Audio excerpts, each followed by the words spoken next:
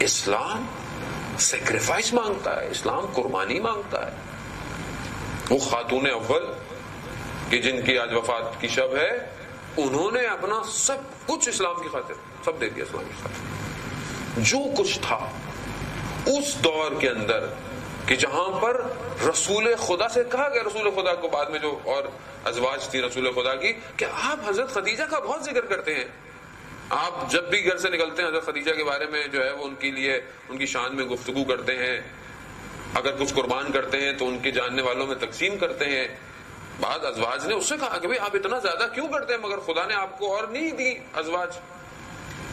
تو رسول خدا فرماتے ہیں کہ جب میرے پاس کچھ نہیں تھا تو خدیجہ نے اپنا مال دیا، جب لوگ مجھ سے منہ موڑ چکے تھے تو خدیجہ نے مجھے سہارا دیا، جب لوگ مجھ پر بہتان ڈالتے تھے، مجھے مجنون اور ساحر کہتے تھے، تو خدیجہ نے آ کر میرے دل کو جو ہے وہ دلاسا دیا.